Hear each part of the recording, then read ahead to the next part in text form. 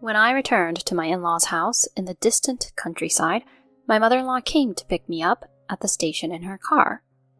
After my husband got into the passenger seat, I tried to get into the back seat, but the car was locked. It seems like the car is locked, Mom," I said, addressing her through the car window, and then my mother-in-law and husband exchanged glances and chuckled. With a mischievous smile, my mother-in-law then informed me, "I'm not going to let a useless woman who can't even fulfill her duties as a daughter-in-law into my car." "Huh?" "I never liked you from the beginning. You act all high and mighty as a career woman, but don't do a thing for Ryan." I tried to open the car door, but it remained locked till the end. From the passenger seat, my husband smirked and said, "You should learn from this and reflect on yourself a bit. Walk 3 hours back home." I reached my breaking point at that moment. What's up with this mother and son duo? I'm not going to listen to them anymore. I don't care anymore. "Got it," I said it with a strained voice, and my mother-in-law and husband burst into laughter, closed the window, and drove off. An hour later, my husband found himself in a tough spot with me. My name is Kelly Sampson. I'm a 31-year-old working wife. I'm fluent in Spanish and work for a multinational company. Work has been busy but fulfilling, and I've spent my 20s completely devoted to my career. However, before I knew it, my 30s were just around the corner. With no boyfriend in sight, I couldn't help feeling a bit anxious. Yet, the idea of registering with a marriage consultation agency felt daunting. It became a routine for me to unwind at my favorite bar after work and ponder various things. It was during one of those moments that the bar's master approached me and said this. "What's wrong, Kelly? You look down." "Oh, I've been thinking about marriage lately, but I don't have anyone." "Oh, I see. It might be strange for a bartender to say this to a customer, but if there's no one else, how about me?" "Huh?" The bartender of that bar turned out to be Ryan Sloan, who would later become my husband. Ryan was 5 years older than me and had been managing the bar for 2 years. While initially our relationship was just that of bartender and customer, as we went on several dates, I found myself drawn to Ryan. If he could listen to my work troubles, surely he would understand my job as well, I thought, feeling reassured. Indeed, Ryan often showed concern for my busy schedule. About a year into dating, he proposed to me, and I happily accepted. My parents also approved of our marriage, and I ended up visiting Ryan's family. Later, my parents also gave their approval for our marriage, so we ended up visiting Ryan's family. His family home was in the countryside. I was surprised to learn that it would take a 3-hour walk to reach the nearest train station. We rented a car in Ryan's hometown and headed to his family's house. Ryan's father had passed away early, and his mother lived alone in their apartment. Feeling nervous, I greeted to Ryan's mother, Michelle, upon meeting her. "Nice to meet you. I'm Kelly Sampson. I've been dating Ryan." At that moment, my mother-in-law looked me up and down, then said to Ryan, "Ryan, are you really planning to marry someone like her? I thought you'd bring someone cuter. She looks so plain." I was taken aback by her words. "And if you become his wife, can you really support Ryan, who's busy with managing everything? You'll quit your job, won't you?" I hurriedly explained that I work for a multinational corporation and have no intention of quitting my job. "Is that something worthy of being called a daughter-in-law? You work for some multinational company or whatever, but you're still inexperienced.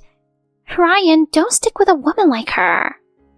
I looked to Ryan as if seeking help, but he responded with, "Come on, Mom. Kelly earns well, and there's no harm in letting her continue her job." "She earns well, does she? Well, I guess that's all right then." Ryan's words had caused my mother-in-law's demeanor to harden, but I was feeling conflicted. "If you're getting married, don't slack off on your duties as a wife." In the end, I was granted permission for the marriage, but being told such things left me feeling uneasy. However, our home and my in-laws' house were 4 hours apart. Despite thinking we would live without much interaction with that formidable mother-in-law, I decided to marry Ryan. Afterward, we rented a 3-bedroom apartment near Ryan's shop, and we began our married life. However, Ryan didn't help with any household chores. He would return home later after I had already fallen asleep and sleep until late afternoon. I asked Ryan to help with the housework between waking up and going to work, but he didn't do anything. Hey, Ryan, you haven't done any housework again today. Considering you lived alone before, you should be able to handle some household chores, right? You're so annoying. We're married now, so isn't housework the wife's job? Even Mom says so. Don't slack off on your duties as a wife. Even if you say that, you understand that I have a demanding job, right? What, you think you're so cool working for a multinational company? Just because of that, you can't push me around. Ryan's remarks made me feel like he was trying to assert dominance based on my higher education and social status. Where did the understanding Ryan, who showed support for my job before marriage, disappear to? With a heavy heart, I had no choice but to do all the housework. About 3 months into our marriage, when I returned home, I was shocked. To my surprise, my mother-in-law had visited our home without any prior notice. Mother, what brings you here? Oh, didn't Ryan tell you? I'll be staying here for the next 3 months to see if you're fulfilling your duties as a wife properly. What? Ryan, what does this mean? I looked at Ryan, but he seemed to be feigning innocence. From that day on, the 3-month cohabitation with my mother-in-law began. It was nothing short of hell. Every morning, I was the only one woken up early, and I had to do household chores under my mother-in-law's watchful eye. Hey, is tonight's dinner fish? Don't treat me like an old lady. Every day when I cooked and served dinner, my mother-in-law would make sarcastic remarks. There were times when she would even throw away what I had painstakingly prepared. On days when I had to work late, she would stand by the front door waiting for us. What's the matter with you taking so long as a daughter-in-law? Let me tell you, being a daughter-in-law means... This is how I end up being forced to sitting cross-legged on the floor and endure long lectures. Despite treating me like a slave, my mother-in-law still demands money from me. Hey, Kelly, I've been wanting to go see a live performance, you know. Give me money for the tickets. Well, even if you ask me suddenly like that... I came all the way to the city and you'd want me to enjoy myself, don't you think? You're such a stingy daughter-in-law. Then Ryan also says things like, Come on, it's not a big deal, just give it to her. Reluctantly, I handed over the money and my mother-in-law snatched it away as if grabbing it forcibly. Over time, the money taken by my mother-in-law amounted to over $2,000 in 3 months. Of course, all living expenses were on our shoulders. My mother-in-law would only ask for money when it suited her, and she would casually make a mess in the room and spend her time as she pleased. Unable to bear with such treatment from my mother-in-law any longer, one day I decided to talk to Ryan about it. Hey, Ryan, your mom is being too much. If you're also my husband, do something about it. Ryan's eyebrows furrowed in response. What did you say? Are you planning to badmouth my mother? Huh? No, that's not it. You probably look down on me and Mom just because you make a little more money, don't you? I see right through you. What are you saying? As I expressed genuine confusion, Ryan responded. Anyway, Mom hasn't done anything wrong. She's just disciplining a bad wife like you. If you keep speaking ill of Mom, I have my own idea. Idea? At that moment, Ryan pulled out a pre-filled divorce form from his bag and slammed it in front of me. Ryan, is this... If you don't listen to me, I'm fine with getting a divorce. Just so you know, women as unattractive as you won't be desired by anyone if you leave me. With a dismissive snort, Ryan left the room. I silently looked down at the divorce papers. After the promised 3 months passed, my mother-in-law left. But our relationship remained strained. He still didn't help with household chores and constantly made snide remarks. I grew tired and stopped initiating conversations with Ryan. Eventually, the seasons changed, and it was year-end. Hey, this New Year's, we're going to my parents' place. Got it? Ryan just announced it without consulting me. But since I'm married, I have no choice but to comply. Reluctantly, I nodded. On the day we were supposed to visit his parents' house, we traveled by train, and my mother-in-law was supposed to pick us up from the station. When we arrived at the station, her small car was already waiting. Ryan got in like it was nothing, so I tried to open the back door. No matter how hard I pulled, it was locked and wouldn't budge. Mom, it seems to be locked. I called out to them through the car window, and my mother-in-law and Ryan exchanged glances and laughed. With a smirk, my mother-in-law informed me. I'm not going to let a useless woman who can't even fulfill her duties as a daughter-in-law into my car. Huh? I never liked you from the start. You pretend to be a career woman, but don't serve Ryan at all. Just open the door, please. I tried to open the car door, but it remained locked till the end. From the passenger seat, my husband smirked and said, You should learn from this and reflect on yourself a bit. Walk 3 hours back home. At that moment, I reached my limit. What's wrong with this family? I won't listen to them anymore. I don't care anymore. Got it! With a strained voice, I said that, and my mother-in-law and husband burst into laughter, closed the window, and drove away. I just silently watched their car go. Well, time to go home. Instead of heading to my in-laws, I turned back and headed to the station. I couldn't bear the thought of going to my in-laws anymore. They'll probably be furious, but I don't care anymore. Spotting a train ticket, I immediately boarded. It had been about an hour since my husband and I parted ways. Then my phone rang. The caller was my husband. I ignored it and put my phone in my coat pocket. But the calls kept coming incessantly. He's relentless. Fed up with it all, I stepped out onto the deck to take the call. Hello? Finally you answered. Where are you? In a flustered voice, my husband asked, and I calmly responded. Why do you keep calling so many times? What do you want? After that, we were going to drive back, and I told my mom we'd go sightseeing. But then, we got into an accident. Huh? An accident? We got injured too, and dealing with the other party is a hassle.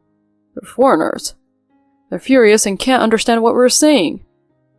Aren't you good at Spanish? Can't you intervene? Oh, really? Are you even listening? They're driving a really expensive car and berating us in Spanish, and we're in trouble. Hurry up and come. Where are you walking right now? I'm not walking. Huh? I'm on the train now. Seems like we're entering a tunnel. Might lose signal. Huh? Are you kidding me? Are you really going home? Entering a tunnel was a lie, but I hung up the phone. And then I smirked. I went home, packed my bags, and immediately moved to a week-to-week rental. After settling in, I headed to a certain place. It was the first day back to work after the New Year's holiday. After finishing work and stepping outside the company, my mother-in-law leaning on crutches and my husband with his neck in a cast were waiting for me. Hey, what's going on? My mother-in-law and husband turned red, probably because of my displeased expression. The house is empty. You're not answering the phone. What are you doing? Stop messing around. I didn't want to cause a scene near the office, so I took them to a nearby cafe. Just because you got left at the station, you think it's okay to leave like that? Are you still a wife? My mother-in-law chimed in, trying to provoke me. Ignoring her, I ordered coffee, which seemed to annoy Ryan even more. You didn't come, so we had a hard time afterward. The police came and we ended up dealing with the other party directly. They're foreigners, you know? Oh, really? I'll let your attitude slide. So talk to the other party right away. Look, they're calling again. Saying that, Ryan shoved the phone at me. I reluctantly answered and talked to the other party. After asking a few questions, I hung up. What did they say? I casually replied to Ryan's question. They were really angry. They said your mom ran a red light and crashed into their car. The other party is a famous celebrity overseas and wants compensation for medical expenses and the cost of their totaled car. The car's value is over $300,000. What? My husband and mother-in-law froze in shock. Well, you should leave it to the insurance company, right? Saying this casually, my mother-in-law looked embarrassed. The insurance. We didn't have coverage because the premiums were too expensive. Oh dear. I chuckled, which enraged Ryan. What's with that attitude since earlier? Are you still my wife? Sort it out with them right now, so we don't have to pay so much. Even if it goes to court, you should be the interpreter. Seemingly emboldened, my mother-in-law chimed in. That's right. Since you're rich, this is the least you can do. Fulfill your duties as a wife. But I'm not your wife anymore, am I? Huh? I explained calmly. After returning home and completing the moving procedures, I immediately went to submit the divorce papers. I had kept the divorce papers that you had previously filled out as a threat, so I retrieved them. You! What a selfish thing! Exactly! How dare you! Although Ryan and his mother scolded me, I decisively cut them off. You two are no longer my family. You're strangers to me. Now you can pay up to $300,000 or whatever it takes to suffer, you jerks. And then, leaving the two of them in turmoil, I left. It seems their injuries were safely treated afterward. Originally, the injuries weren't that severe, but my mother-in-law's car was totaled, and they apparently faced a hefty claim from the overseas celebrity they had the accident with. Initially, Ryan's business wasn't doing that well, and his income alone couldn't sustain their lifestyle. There was no way that Ryan, with such an income, and my mother-in-law, who was unemployed and living in an apartment, would be able to come up with the money. So they ended up borrowing it. Now Ryan has returned to his parents' house, and the two of them are living in a small, run-down apartment while working like slaves to repay their debts. Even hearing that, I feel no sympathy. Rather, I'm living my life to the fullest. On the other hand, after my divorce, I lived alone for a few years and focused on my work. Thanks to the decrease in stress, I was able to achieve results at work and even got promoted. A faithful man I recently met through work has asked me to be in a relationship with marriage in mind. I intend to accept it. From now on, I want to pursue true happiness while valuing myself. My husband plans remarriage with X, but after I agreed to divorce, he backtracks, let's stay married. I'm shocked, then snap at him. I agreed to the divorce. Make sure you pay child support. I told my husband Tim after a lot of thought. However, he just laughed and responded, "Forget about that. I've changed my mind. We're not getting divorced. Let's stay married." What? What is he talking about? He brings up divorce, stresses me out, and now he flips the script? Unbelievable. I'm determined to divorce this man no matter what. I'm Ruth, 36 years old. 6 years ago, I married Tim, who's a year older than me. We live with our 4-year-old son, Jacob. Our lives changed when Jacob was born, but we were happy. Tim was great with our son, and Jacob really enjoyed his time with his dad. Watching them, I felt so content. I always thought this peaceful happiness would last forever. But then, everything changed unexpectedly. One day, Tim came home and said, "I'm thinking of getting back with Sally. I want a divorce." Divorce? Getting back together? I was completely shocked. Sally. I remember that name. She's Tim's ex-girlfriend before he was with me. I'm not asking for a divorce right away. I know this is sudden, and you must be panicked. I'll give you time, especially because of Jacob. I'll definitely pay child support, so don't worry about money. The rest is up to you." After saying that, he just went to take a bath. I couldn't believe he had been cheating. Why a divorce when he loves her son so much? Confused, I confronted him after his bath. "Hey, you're joking, right? It's not April Fool's Day. Is this some kind of prank?" I asked him cheerfully, but he replied without changing his expression. "I wouldn't joke about this. I'm not expecting you to accept it right away. I said I'd give you time." But I was devastated. I couldn't accept this reality. All our happy moments flashed before my eyes, and I started crying. This is so cruel.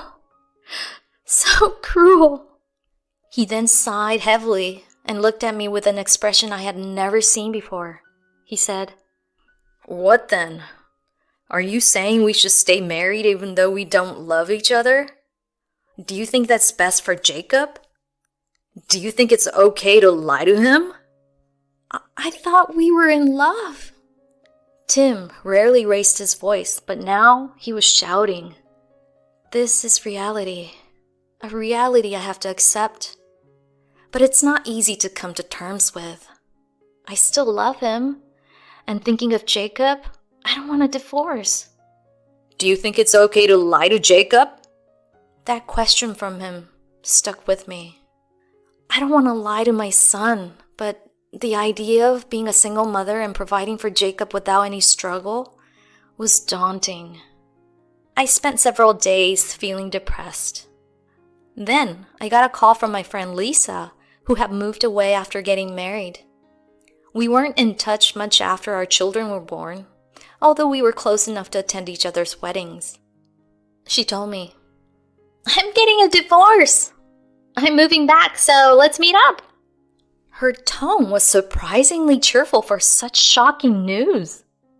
Here I was, struggling with the idea of divorce, and she seemed so upbeat about it. I immediately agreed to meet her. When we met, she looked a bit worn out, but her straightforward manner hadn't changed. After hearing my story, she immediately criticized Tim. "Just leave him!" But it's not that easy. There's Jacob too. Over time, my dislike for Tim had grown, but I was only concerned about Jacob. "That's it right there," Lisa pointed out. She continued, "You're worried about Jacob, right? I felt the same way. Worried about him having just one parent, financial issues, life in general. That's why it took me so long to decide on a divorce." Exactly. But think about it. Do you really want a cheating man to be your precious son's father? He's neglecting his family for another woman. No matter how good a father he is in front of Jacob, I can't believe he truly cares about him. If he did, he wouldn't betray his family. Her words resonated with me. It was as if a fog had lifted and I found my answer. I decided to get a divorce. Seeing the change in my expression, she continued, "Can't you rely on your parents? I plan to lean on mine for a while. They're happy to live with their grandchild. If their child is in trouble, they'll want to help, no matter their age."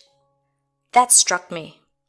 I had been so overwhelmed by vague fears that I hadn't thought of asking anyone for help. "You're right. I'll talk to my parents," I said as we parted ways. Talking to Lisa had lightened my mood, and I was able to smile more at Jacob that day. Recently, I had been gloomy, and he often looked worriedly at my face. Looking at his sleeping face, I thought, divorce isn't scary. I decided to talk to Tim about it when he got home. "Hey, about that thing we discussed the other day," I started, but he just scratched his head and said, "Did I say something before?" Seriously? He forgot? I can't believe it. I've been agonizing over this for a month, and he just forgets like it's nothing? Annoyed, I blurted out, "The divorce! I agreed to it. Just make sure you pay child support." I stared at him seriously, but his response was shocking. "Oh, that. Forget it. I've changed my mind again. We're not getting divorced. Let's stay married." What? I couldn't help but raise my voice in disbelief. "What do you mean?" "I broke up with Sally, so we don't need to get a divorce anymore. Let's stay married. Jacob needs a father, right?" What's that supposed to mean? "Oh, and this weekend I'll take us to the zoo. I haven't done much for him lately, and I should act like a father once in a while." His laughter without a hint of guilt angered me. He might care about our son, but he clearly doesn't care about my feelings. Cheating, then casually mentioning divorce, and now he's not divorcing because he broke up with her? How convenient for him. I was furious. I couldn't forgive him. I felt foolish for ever thinking of staying with such a man. I was more determined than ever to divorce him. As I stayed silent, Tim leisurely watched TV as if the matter was settled. My anger was boiling over. I had gathered enough evidence of his affair, given he didn't even try to hide it. But before taking legal action, I wanted to confirm one thing: whether Sally knew Tim was married when they got involved. If she didn't know, I could possibly collaborate with her to sue him. Initially reluctant, Sally agreed to meet after I mentioned alimony. In a carefree tone, she said, "Did I know he was married? Of course, he's my ex. I would obviously hear about his marriage." So she knew.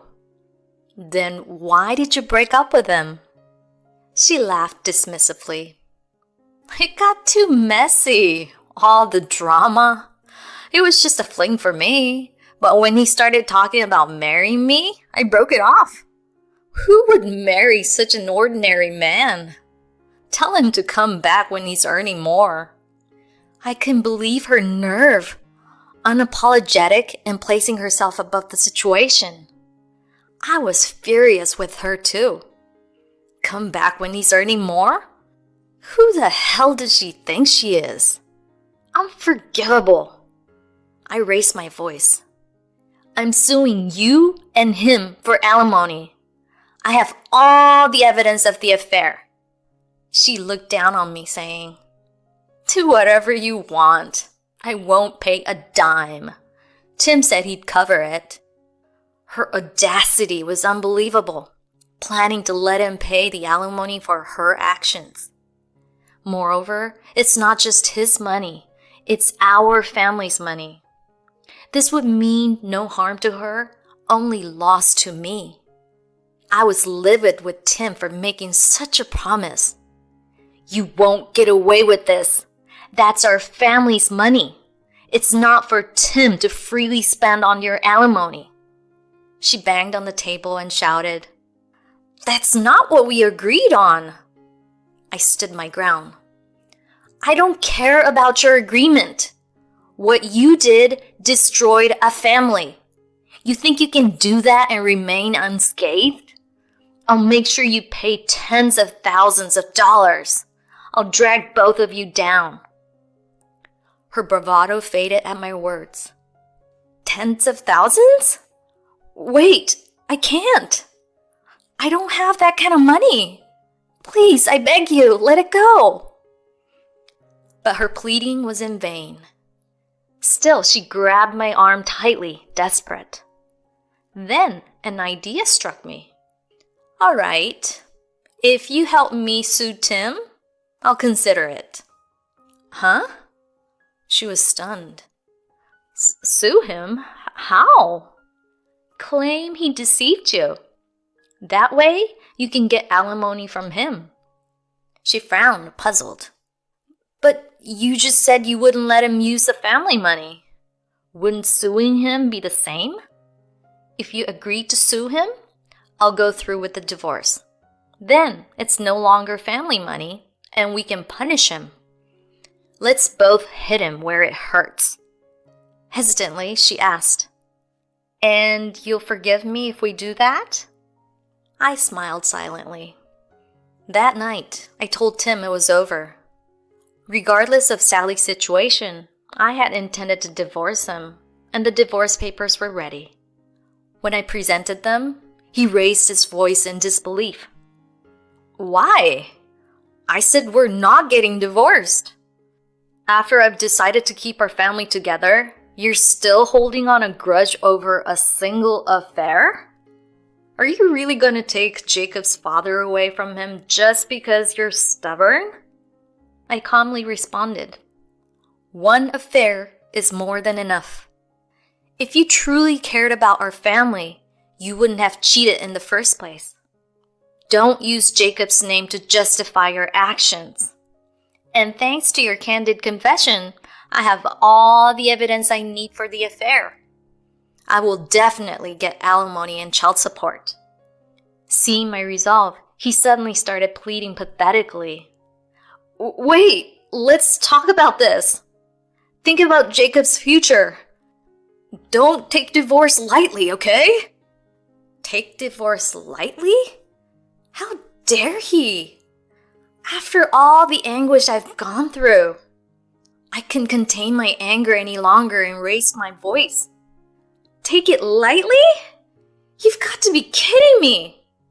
Who was the one who first mentioned divorce? You! You neglected me and Jacob for your affair and even brought up divorce when you got serious with her. All of this is your fault. Don't make it sound like I'm the one to blame. I pushed the divorce papers towards him again. Are you really going to divorce me? You bet your ass I am. Sign the divorce papers already. Oh, and I'm obviously taking custody of Jacob. He kept pleading, but realizing there was no way out, he finally started filling out the divorce papers. Later, I received a higher amount of alimony and child support than usual. A few months after divorcing Tim, I got a call from Sally. This isn't what we agreed on, she yelled over the phone. I pretended not to know what she was talking about and barely containing my smirk. Don't play dumb! The alimony! You said you'd forgive me if I sued Tim. Why are you asking me for it? I maintained my composure and replied, I think you misunderstood what I said. I said I'd consider it. I never said I'd forgive you. That's not fair. Listen, lady. You took my husband. Adultery is a serious wrongdoing. You can't just commit such an act and expect to get away with it. Please forgive me. I don't have the money to pay the alimony. I thought it would be all over if I sued him. Her voice sounded desperate over the phone, but I pressed on. I won't accept I don't have money as an excuse. You took alimony from Tim, didn't you? You're going to pay me using that money, so be prepared. I hung up after saying that. I knew from the start that Sally was short on cash. If I demanded alimony without knowing her financial situation, she might escape responsibility. That's why I had her sue Tim first. In the end, she had to pay me an amount plus $30,000 she received from Tim. Everything went according to my plan. Tim sued Sally for setting him up, and she started claiming she did nothing wrong. It's been almost a year since I divorced Tim, and their messy legal battle is still going on. They're buried in debt from the alimony and constantly fighting. They got what they deserved. Meanwhile, I'm living a smooth life with Jacob at my parents' home. They happily welcomed us. I'm really grateful for the comfortable life we have at my parents'. Jacob used to ask about his father, but not anymore. Though he might feel lonely at times, I want to fill his life with so much joy and fun that it outweighs any sadness. My husband forgot our anniversary. I planned a surprise visit only to find him cheating. I went home, moved out, and the result? Lol. Today marks our 3rd wedding anniversary. But this year, my husband Ken isn't by my side. That's because he's been on a solo work assignment for the past 6 months. Thinking, if he's too busy to come back, I'll surprise him by visiting, I dressed up and headed to where he was stationed. But what I saw was my husband entering an apartment with a woman I didn't recognize. I couldn't believe it. Was he really the kind of person who could cheat in such a situation? Well, I'll go ahead with my own plans too then. That's how I began plotting my revenge against my husband. My name is Leah Charles, 29 years old. I'm a housewife, managing our home life while working at a company. Ken and I have been married for over 2 years now. Counting the time we dated, we've been together for about 5 years. I met him through a mutual acquaintance during my first year as a working professional. A college friend of mine worked at his company, and I happened to bump into them at a pub. I was alone, and they were having a get-together with his coworkers. My friend noticed me and invited me to join their group. That's how Ken and I exchanged contact information and started messaging each other. At that time, I was overwhelmed with work and couldn't even think about dating anyone. But he felt the same, and whenever we had free time, we'd meet up at a pub to vent our frustrations. Hey, listen, Ken. Today, my boss yelled at me over something so unfair. I totally get it. You know, getting blamed even though you didn't do anything? Exactly. It's so annoying when they expect you to know things you've never been told about. Right? Well, let's just drink it off for today. Sure. I'm off work tomorrow, so let's bar hop tonight. We had a relationship like best friends or siblings. His presence gradually became a significant part of my life. 2 years after we met, while we were drinking at our usual pub and sobering up on a park bench, he suddenly said, I think I'm in love with you, Leah. I was taken aback by his unexpected confession. Even though it was winter, I felt incredibly warm. He felt the same. His face, lit by the moonlight, was red, and it wasn't just because of the alcohol. He continued, Leah, will you go out with me? What? Me, really? Yeah, I want to be with you. We can talk about anything like best friends and care for each other. I think only we can build that kind of relationship. Oh, Ken. And that's how our relationship began. It felt more like best friends than lovers, but I was still very happy. And now, just in 6 months, we were about to celebrate our 3rd wedding anniversary. The past 2 anniversaries, we reserved a restaurant for dinner and had cake when we got home. This year, I wanted to do the same, or maybe try something different. Even though the anniversary was still 6 months away, I couldn't stop thinking about it. One day, I got home early and was preparing dinner while waiting for Ken. About an hour later, he came home. I was frying something and couldn't leave the kitchen, so I just called out, "Welcome back," from there. But there was no response from him. I definitely heard the door open, and he usually calls out, I'm home. first. Wondering, I turned off the stove and went to the entrance. There, I saw Ken with a troubled look on his face. What's wrong, honey? Are you feeling sick? No, it's not that. Then what's up? You seem really down. Actually, I was told something at work today. I thought maybe something went wrong at his job and asked lightly, "What did they tell you?" Ken, looking somber, quietly said, I've been assigned to work alone in Houston starting next month. What?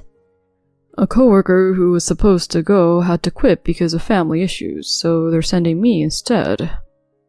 No way. A solo assignment? Why so sudden?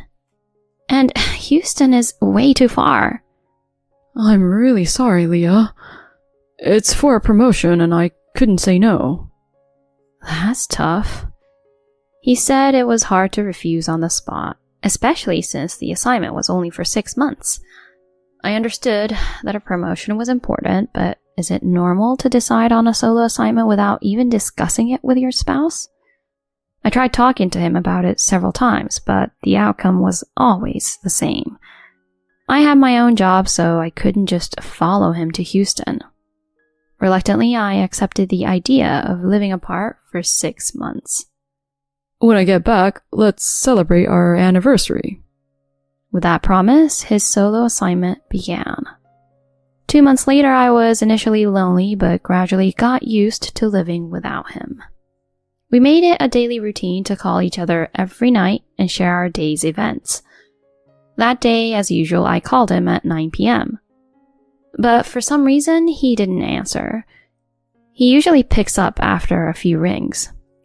Worried that something might have happened, I texted him, but there was no reply.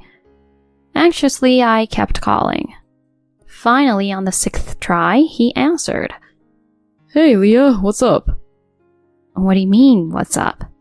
I was worried about you. Oh, sorry about that. I was just working late. I thought your company didn't have much overtime? Oh, well, I've gotten used to things, so I've been staying late voluntarily. I don't want my performance to drop, even if it's just for 6 months. Wow, you're working hard. So, I'm sorry, but I might not be able to call as often from now on. I just want to go straight to bed after work. I was taken aback by his sudden change. Was I the only one feeling lonely? Even though I knew he was busy, I opened up about my feelings. Sorry, Ken. I know you're busy, but I'd like to talk, even if it's just for a bit each day. I don't think I can promise you that. Please, I'll be patient when you really can't. Alright. I'm beat today, so I'm gonna hang up now. Bye. Oh, wait, Ken, Before I could finish, the call was abruptly cut off. The disconnected tone echoed emptily in my ear. What's gotten into him all of a sudden? Work must be tough, but we promised to call each other every day before he left, even if just for a while. His attitude seemed so uninterested. Is talking to me really that much of a burden? His indifferent responses made me wonder if I was at fault. Loneliness only deepens when you can't see or even talk to each other. Time flew by, and it had been 5 months since Ken went to Houston. Our wedding anniversary was fast approaching. However, our relationship had deteriorated to the point where we could hardly be considered a couple. We barely talked on the phone, let alone exchanged messages. Even when I replied immediately, his responses took days. I just want to hear your voice over the phone, even if it's just for a little while. Despite my requests, he insisted he was too busy. The atmosphere wasn't right to bring up our anniversary. Our conversations remained superficial. A few days before our anniversary, I casually messaged him. Can't you come home this weekend? If he remembered our anniversary, he would surely come home. Though we could have celebrated after his assignment ended, I desperately wanted to see him. Then he actually called me, filling me with anticipation because it had been a while since he made a call. Hello, Ken? It's about the message I sent earlier. Sorry, but I can't. What? I keep telling you I'm seriously swamped with work. So I won't be coming back. That's not... So yeah, bye. He ended the call abruptly. Our first conversation in a long while lasted only a few seconds. He seemed rushed over the phone, presumably swamped with work. Disheartened that he couldn't come home, I suddenly had an idea. Oh, I know. I can go to him as a surprise. If he's too busy to come back, I could go visit him. Why didn't I think of this simple solution before? Once I made up my mind, I quickly planned to surprise him by visiting this weekend.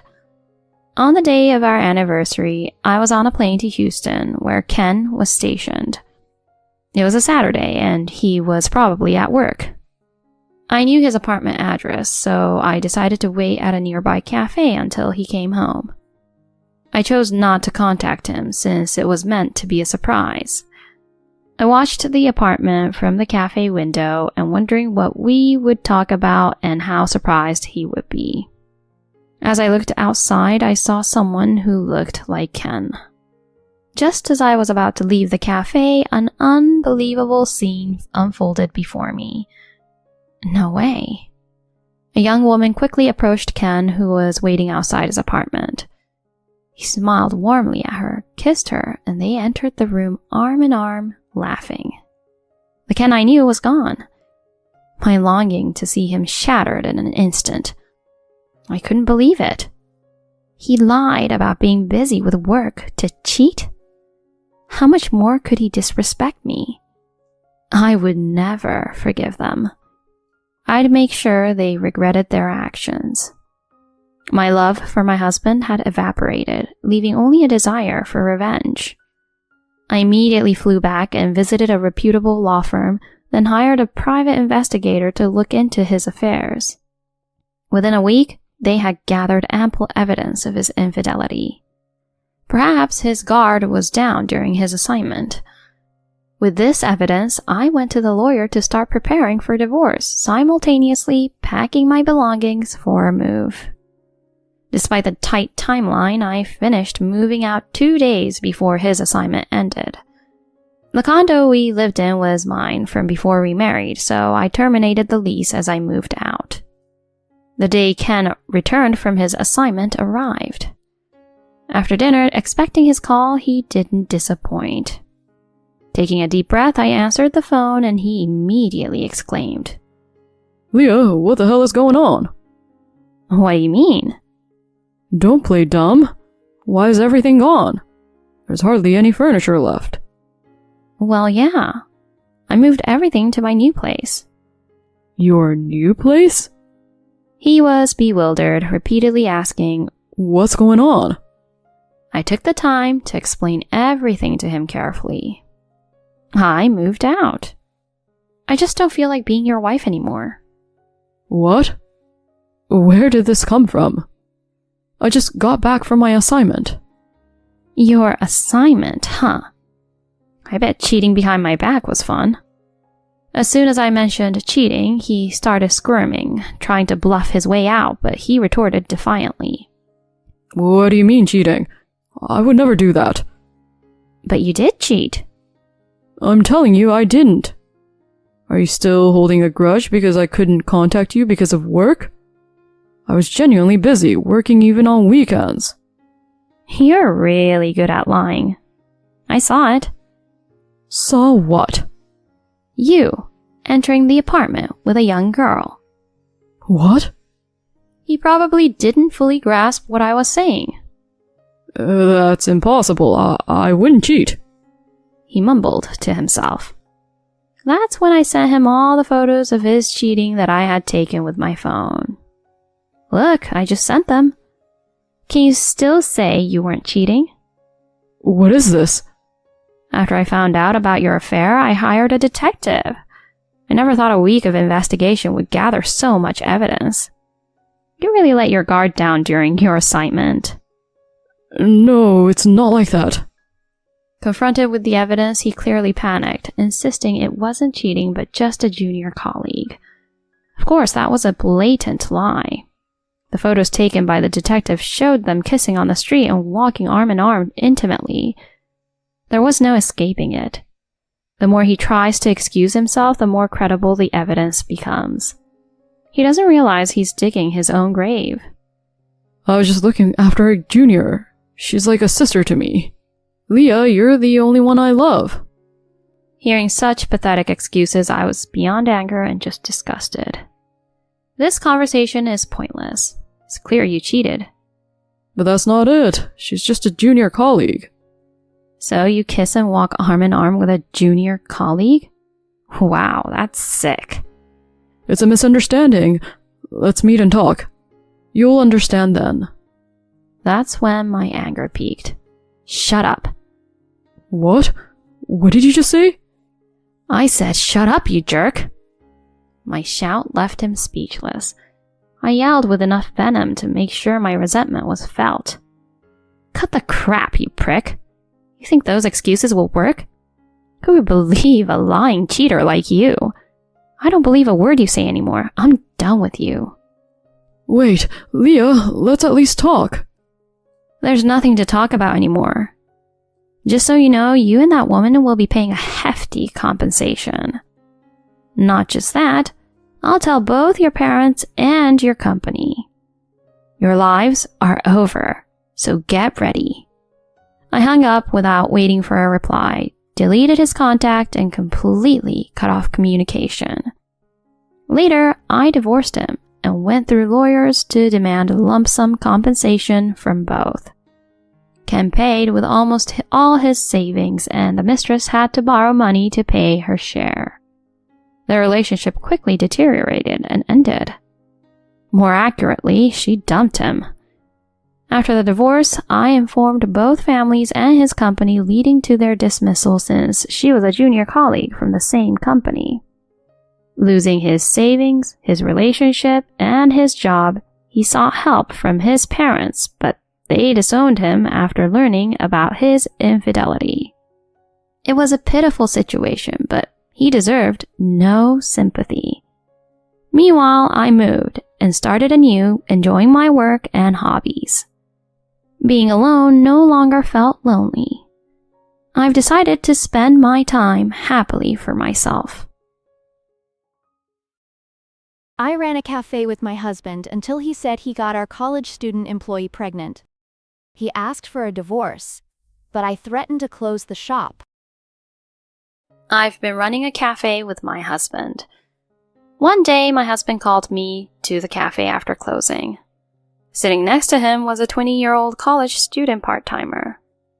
I got her pregnant. I want to take responsibility, so please, divorce me. The college part-timer had a smug expression as my husband lowered his head and said those words. Pregnant? I was speechless, and the part-timer laughed and said, You're just an old hag who can't get pregnant anymore. Get out of this shop. We'll manage this shop as a couple from now on. She's right, so please divorce me. Then I sighed and said, All right, we can divorce, but we'll close the shop. Huh? Close the shop? No, that's troublesome. It's impossible, because that girl... After this, the foolish couple will experience hell. My name is Hazel Smith, a 38-year-old housewife. I've always dreamed of becoming a pastry chef. To fulfill that dream, I attended a vocational school while working part-time, learning pastry making and saving money for the shop's operating funds. After graduating from vocational school, I honed my skills at a French bakery and studied business management. During that time, I met Aaron at a business seminar, and he would later become my husband.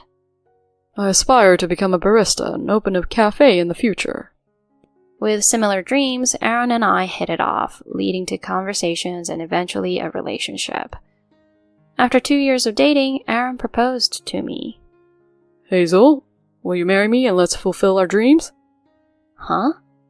Why don't we run a cafe with your cakes and my coffee? I'm sure it'll work out.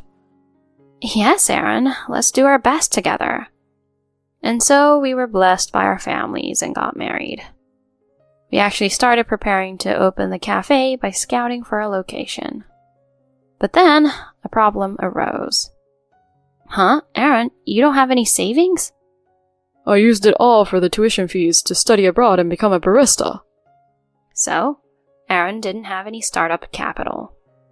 I thought we'd each contribute half, so I was taken aback. But since we'd already signed the lease, we couldn't just stop. In the end, I had to cover all the startup costs and become the cafe's owner.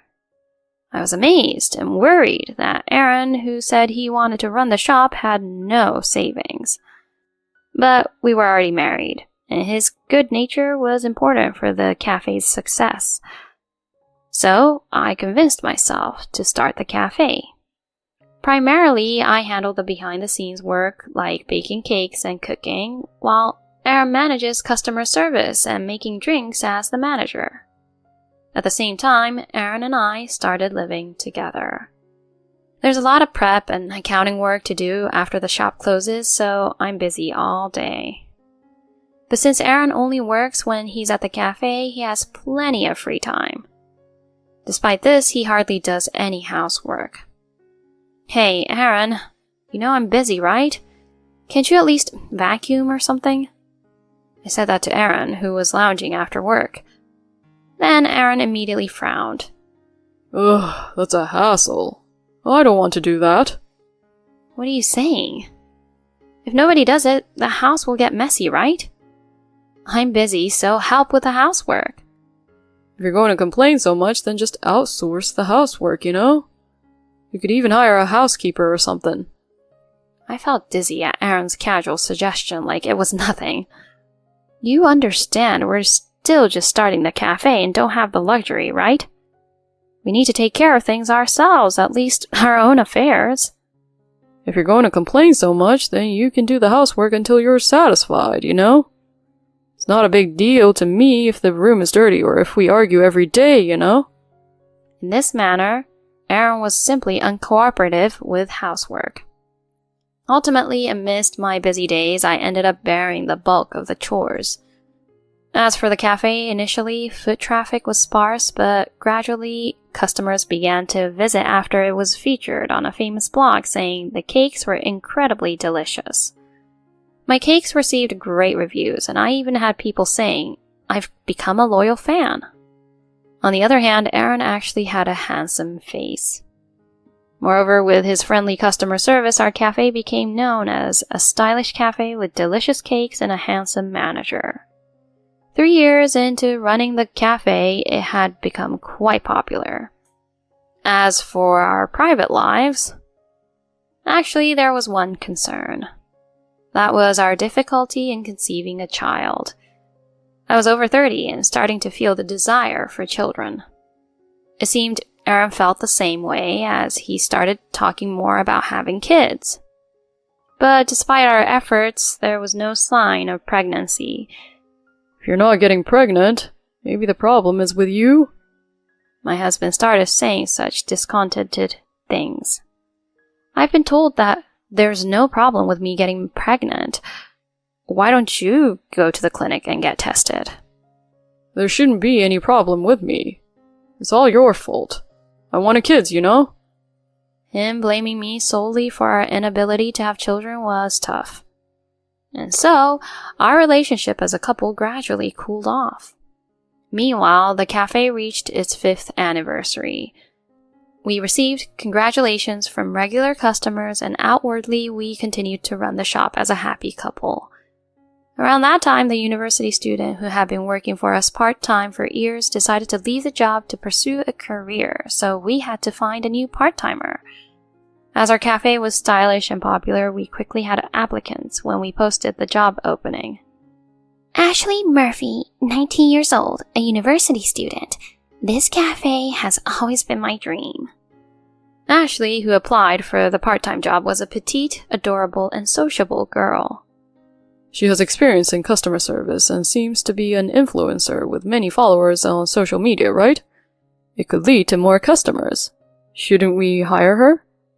Upon Aaron's suggestion, I decided to hire Ashley. Little did I know that this decision would lead to a major event later on. With Ashley on board, the cafe became even livelier. Ashley ran a social media account named Ash and had a large following. Her followers flocked to the cafe, and she would post about it on social media, attracting even more new customers. I hired a cooking assistant and focused on boosting business and managing while honing my skills.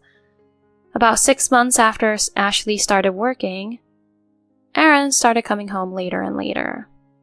He would say he was studying outside to improve his skills as a barista, but there were days when he would come home smelling of women's perfume. I began to grow suspicious of him. During that time, it became routine for me to leave the cafe in the evening, go to the rented kitchen, and prepare cakes. I always left the closing tasks to Aaron and went straight home, but one day I realized I had forgotten something at the shop. After closing, as I tried to open the backyard door from the employee entrance, I heard voices from inside. Ron, thanks for your hard work today. Thanks to you, Ashley, we had a lot of customers again today. Is Aaron and the part-timer Ashley inside? And Ashley calls my husband Ron? They seem quite close. I started recording the conversation on my phone while listening outside the door. Hey, Ron, when are you going to marry me? Well, there are various things I need to consider. Hey, hurry up and break up with that ugly woman and marry me instead. After all, I'm younger and cuter, right? Besides, I want to run this cafe with you, Ron. Let's get rid of that ugly woman quickly. Don't say that. But of course, Ashley is cuter, right? From inside, there were strange and disgusting sounds coming. I was furious at that moment. I've been suspecting since he's been coming home late recently, but I never imagined he was cheating with a college student part-time worker. And saying this to me, I'll never forgive him. As I listened with trembling ears, Ashley suddenly said, If that ugly woman refuses, I will use the power of social media to crush this shop. Surely even she would dislike that, right? Oh, that's scary. But if we threaten her like that, she might also hand over the shop. Right? I'm clever. Now, Ron, take care of me today, too. Then the two of them started getting intimate in the backyard. I quietly ended the recording and left the scene. While secretly advancing my plan, I pretended to know nothing and continued to run the shop with Aaron. 2 months later, Aaron told me he had something to discuss and called me to the cafe after closing. Ashley was sitting next to my husband, grinning. Aaron, what's this talk about? Why is your part-time girlfriend sitting next to you? When I asked calmly, Ashley smirked nervously beside Aaron. Sorry, Hazel. I got her pregnant. I want to take responsibility, so please divorce me. With Aaron lowering his head and saying that, Ashley had a smug expression on her face. Pregnant? I was speechless, and Ashley laughed as she said, Aaron chose me over you, the old hag who couldn't get pregnant forever. You should leave this shop at once. We'll manage it as a couple from now on. She's right. It was your fault that we couldn't have children after all. I want to live happily with Ashley and our child. So please, divorce me soon. Upon hearing this, I sighed and said, Fine. But if we divorce, we'll close the shop.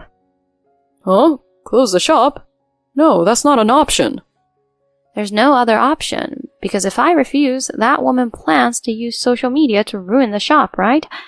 I absolutely don't want to hand over this shop to you two, but if I do, she'll destroy it. So closing it is the only option. As I said this, Aaron and Ashley looked shocked. Then I played the recording I made that day. They turned paler and paler. What did you just say? How dare you eavesdrop? It's distasteful. What do you have to say? Anyway, as the owner of this cafe, I have the right to close it. Rather than handing it over to you two, I'd rather shut it down myself. With a calm expression, I continued. Are you a demon? We're about to have a child. If you do that, we'll lose our source of income. I don't care about that. Besides, you talk about having a child, but is it really yours? My bombshell statement left Aaron speechless. Huh? What are you talking about? I don't understand. Even with all that, are you still confident that Ashley's child is yours? At that moment, I scattered several photos on the table. They showed Ashley entering a hotel with a man, and not just one. She had been dating multiple different men. What is this? Aaron looked at the photos in astonishment. Meanwhile, Ashley beside him had turned pale. I listened to your conversation and then had Ashley investigated. I found out she had been involved with more than 5 men in these past 2 months. It seems like everyone is a follower on social media, right, Ashley? With a smirk, I said that, and Ashley pursed her lips and went to Aaron. This is a lie. This is your fabrication, you old hag. Aaron, don't believe her.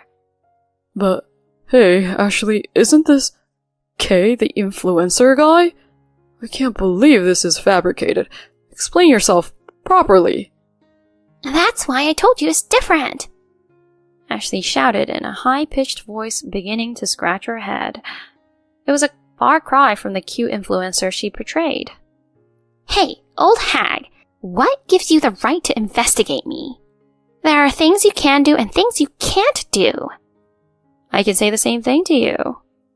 Your sanctimonious act really pisses me off. Just so you know, with the power of my social media, I can ruin you in an instant. Remember that, you hag. Indeed, the power of social media is quite something. I already have 20,000 viewers. Huh? I smiled and showed my phone screen to Ashley. These words were flashing there. The manager's husband has been stolen by a part-time worker and influencer. I'm broadcasting the scene of infidelity live. Huh? Wait, what's this? I've been broadcasting today's discussion in real time on my Instagram from the beginning. All your relationships and dirty words have been seen by 20,000 viewers. No! Meanwhile, the screen was filled with intense comments. Ash acts cute, but her true colors are like this? Gross. Surprised that Ash was involved with the influencer Kay.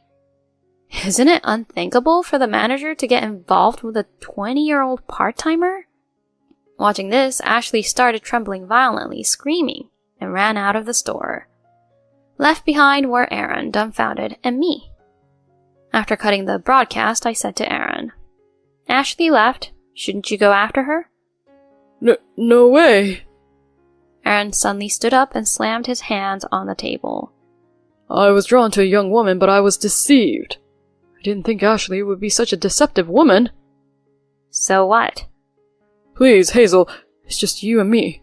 Let's start over. Let's run this cafe together again. I love you, Hazel. No way, idiot. Huh?